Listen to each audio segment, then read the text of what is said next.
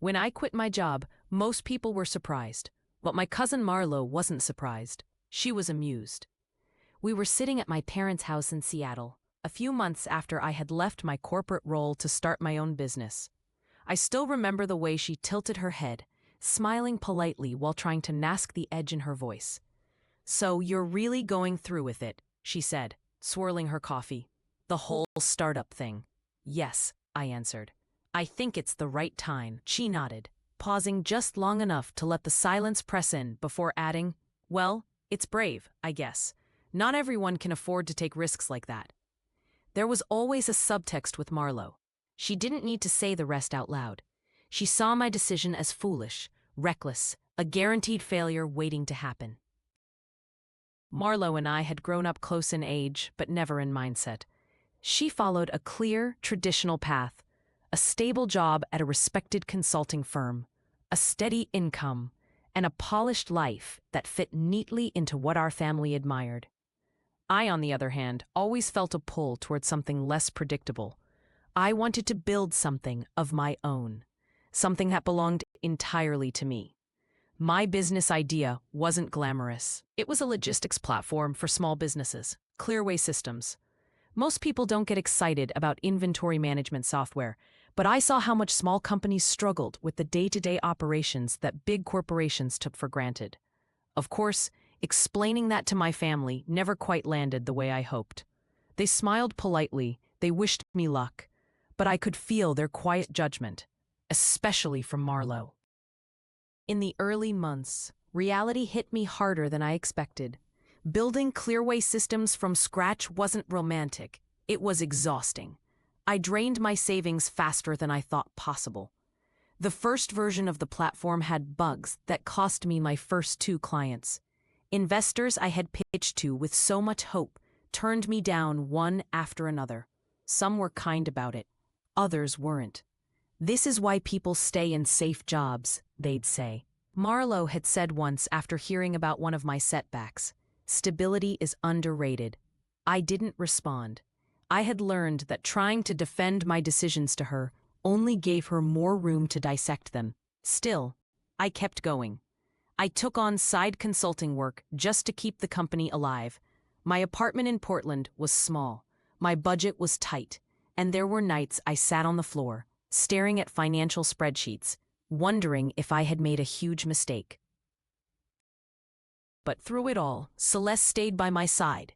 She had been my friend for years, and when I first shared my business idea with her, she offered to help in any way she could.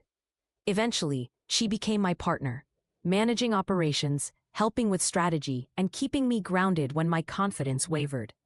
"It's always hardest right before it turns," she reminded me one evening as we sat in my tiny apartment, eating cheap takeout for the 3rd night in a row.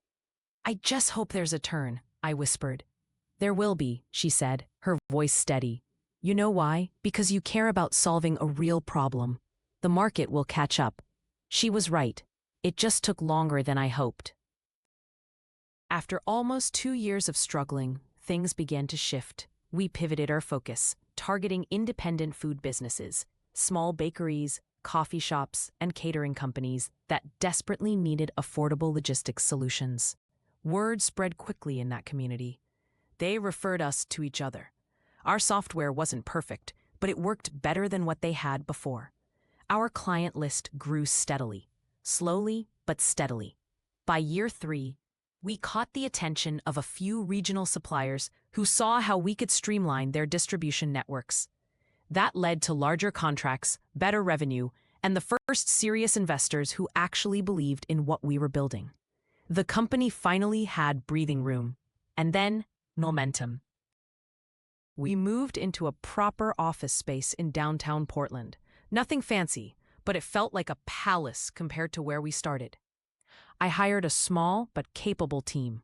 Celeste managed the expansion with calm precision, and for the first time, I allowed myself to believe we might actually survive. Meanwhile, back home, my family heard bits and pieces of my progress.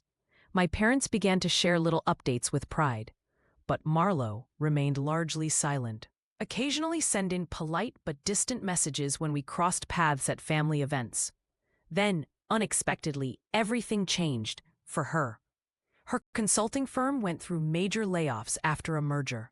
Entire departments were eliminated, and for the first time, Marlo found herself unemployed. The stable world she had built her identity around was suddenly gone. I heard about it from my mother first. She shared it quietly, almost cautiously, during one of our phone calls. "She's looking for new opportunities now," my mother said gently. "It's been hard for her." I nodded, feeling a strange mixture of emotions. Compassion, but also something else. A quiet realization of how fragile her carefully constructed world had always been. Weeks later, Celeste walked into my office holding a folder.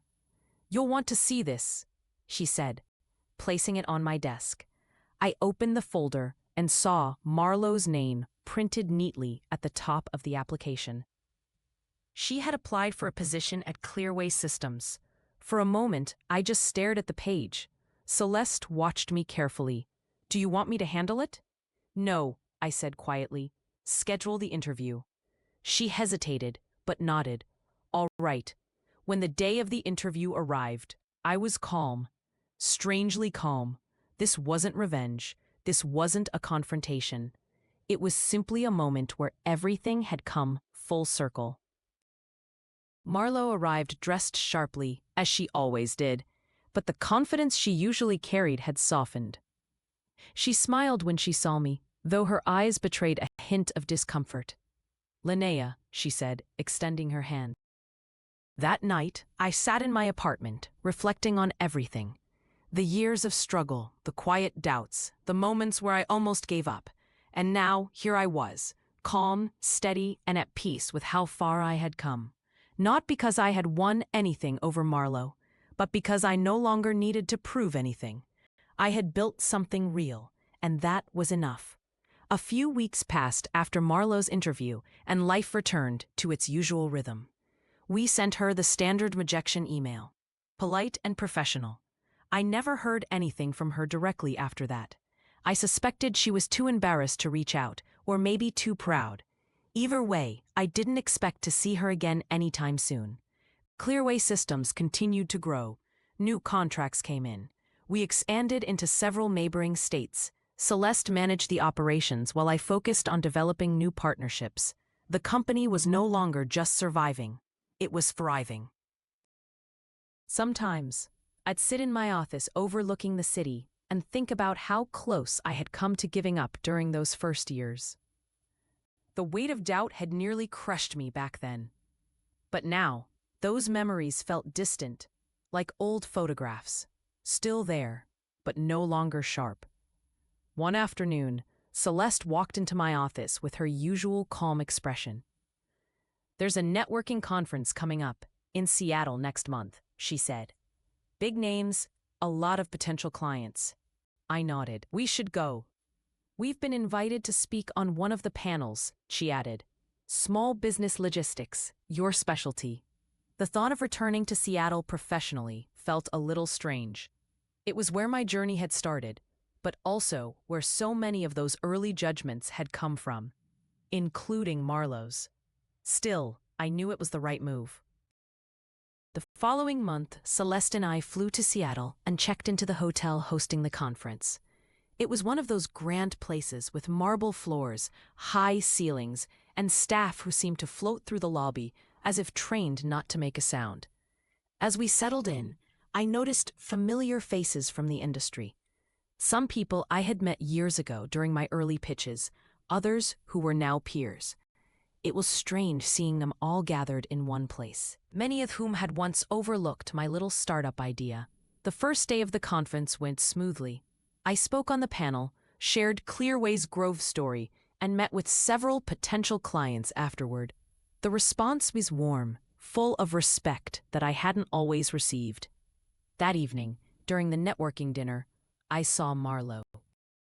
She was standing near the bar, speaking to a small group of people. Her posture was still poised, her appearance flawless as always. But there was a slight stiffness in her smile. When our eyes met, she froze for a moment before offering a small nod. I returned the nod politely and continued my conversation with a client. I had no desire to create a scene. Later, as I stepped out to the patio for some fresh air, I heard footsteps behind me. I turned slightly and saw Marlo approaching. "Do you mind if I join you?" she asked softly. "Of course," I replied, keeping my tone neutral. She stood beside me, both of us looking out over the city skyline. "You've done really well," she said after a long pause. "Thank you," I answered simply. "I wasn't expecting to see you here," she added. "It's my field now," I said gently. "This is where my work brought me." She nodded, folding her arms lightly. "I owe you an apology," she said, her voice quieter, "for how I treated you before. I was unkind. I didn't speak right away. I wanted to choose my words carefully." "You were dismissive," I said softly. "You made it clear you didn't believe in what I was doing." She exhaled, her voice almost a whisper. "I was jealous." Her admission surprised me, though part of me had suspected as much. "You always had the courage to take risks," she continued. "I followed the safe path because I was scared of failing. When your business struggled, I think I felt validated. And when it started to succeed, I didn't know how to handle that." I listened quietly, letting her speak. "It's not easy watching someone else succeed where you were too afraid to even try," she said. I turned to face her, my voice calm. "We all make choices," I said, "and we live with them. But I never wanted us to be in competition. I know that now." She whispered. The silence between us wasn't uncomfortable, it was reflective. "I applied for that job out of desperation," she admitted. "I wasn't proud of it. When I realized whose company it was, I almost canceled the interview. But you came anyway," I said. She smiled faintly. "I thought maybe you wouldn't recognize me, or maybe you'd feel obligated." "I recognized you," I said softly, "and I didn't feel obligated." She laughed lightly, a little embarrassed. "No, I suppose you didn't." I could feel that she was waiting for something, maybe for me to offer some sort of reassurance or forgiveness. But I didn't want to rush into anything insincere. "Marlo," I said gently, "I don't hold anger toward you, but I've moved forward. My life isn't built around proving anything anymore." She nodded slowly. "I respect that." We stood there for a few more minutes, just breathing in the cool night air. Eventually, she excused herself and returned inside. I stayed out there for a while, feeling surprisingly light. That conversation hadn't been about closure or reconciliation. It was simply two people acknowledging what had happened and where we stood now. The conference ended the following day. As Celeste and I packed up to head back to Portland, she asked me how I felt about seeing Marlo again. "Relieved," I said honestly, "not because anything was fixed, but because I don't need to carry it anymore." Celeste smiled. "You've built something real, Linnea. That's always been enough." And as we boarded the plane home, I knew she was right. Returning to Portland after the conference felt different this time. Not because the city had changed, but because I felt lighter. There was no heaviness lingering over me anymore. What happened with Marlo had been hanging in the background for so long that I hadn't even realized how much space it was quietly taking up. Clearway's systems kept growing steadily. Our new partnerships from the conference started to materialize into real contracts. We expanded into 2 more regions within the next year, and our software was being used by hundreds of small businesses across multiple states. But through all the business developments, I started to experience something I hadn't felt much of before: calm. I didn't wake up each morning worrying about survival like I used to. My company wasn't fragile anymore. It was standing on solid ground.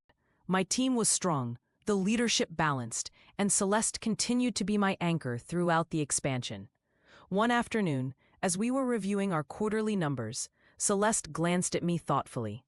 "You know," she said, "there was a time when neither of us thought we'd ever sit here like this." I smiled. "I remember those late nights in my apartment with takeout containers piling up." She laughed. "And the time we celebrated landing that first bakery account like we had just signed a Fortune 500 contract." "That was still one of my favorite moments," I said. "It really was." Not because the contract was big, but because it was the first proof that someone believed in what we had built. Later that evening, I sat alone in my apartment, thinking about how far everything had come.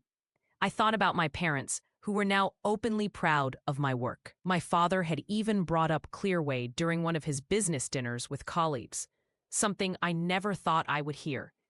I thought about Marlowe, too, not with bitterness, just with a kind of quiet understanding. We hadn't spoken since that night at the conference, and that was fine. Some relationships don't need to be repaired to find peace. Sometimes, just acknowledging the truth is enough to let go. Around that time, an unexpected message arrived. It was an email from Marlowe. The subject line was simple: "Thank you." Her message was short. She wrote about how she had found a new role working with a non-profit organization that helped small businesses secure funding and resources. She said that through her work, she finally understood some of the struggles that entrepreneurs face, and that it had given her a new perspective. She ended her email with a few quiet words. "I know I wasn't kind to you when it mattered. I want you to know that I see it now, and I'm genuinely happy for what you've built." I read it twice before closing my laptop. I didn't feel the need to respond. There was nothing left to say. The words weren't for a conversation. They were for her to release something she had been carrying. And in a way, I felt that was enough. Months later, Clearway Systems reached a new milestone, a national partnership that would take us into markets we had only dreamed of at the start. It wasn't something I ever imagined back in those early days when I was sitting on my apartment floor, wondering if I would have to shut everything down.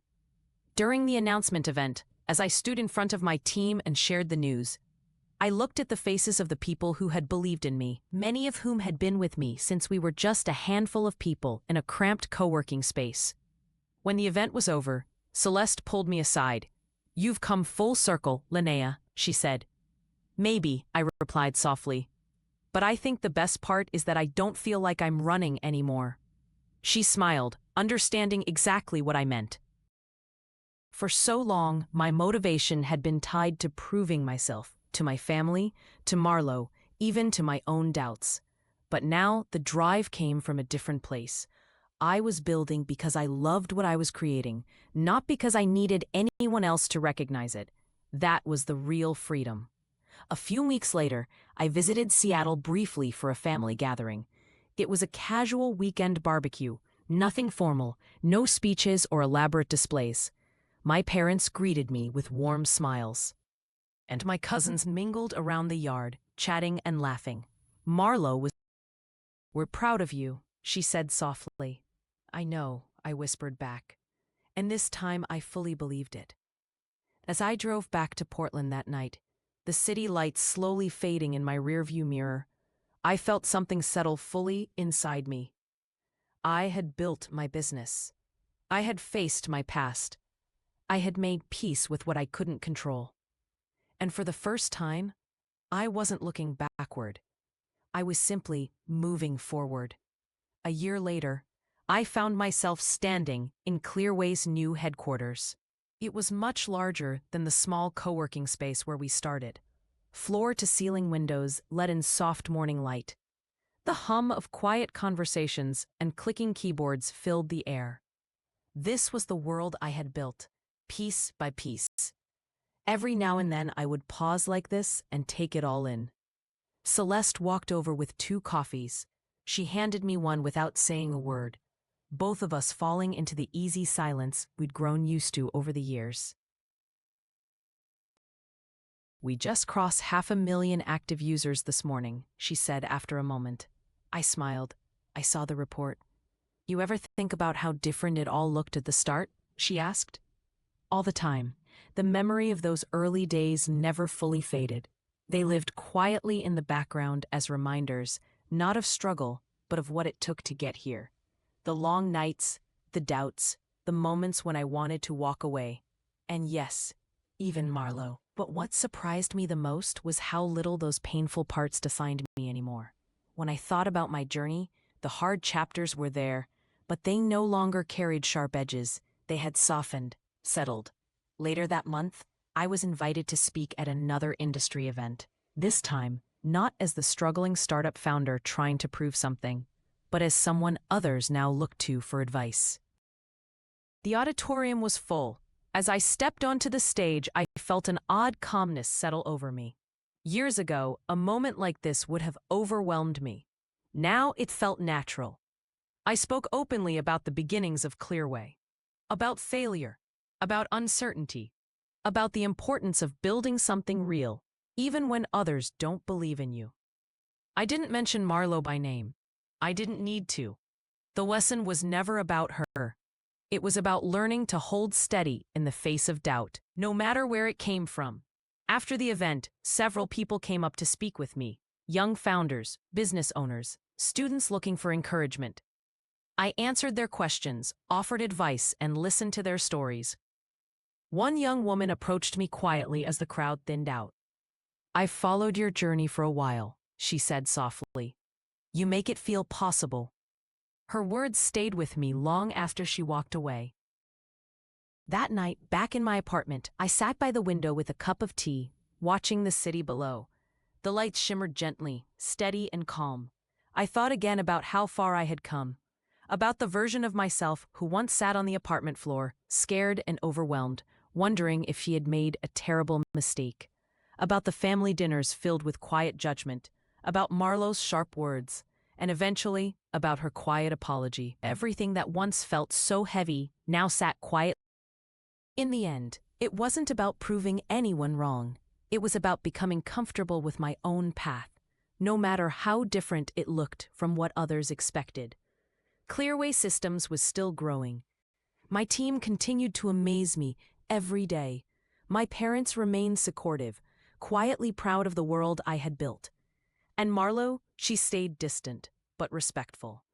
We hadn't crossed paths much after that last brief encounter, but I knew she had found her own footing. We both had. As I finished my tea, I felt a kind of quiet gratitude wash over me, not for how easy the journey was, but for how much I had grown through.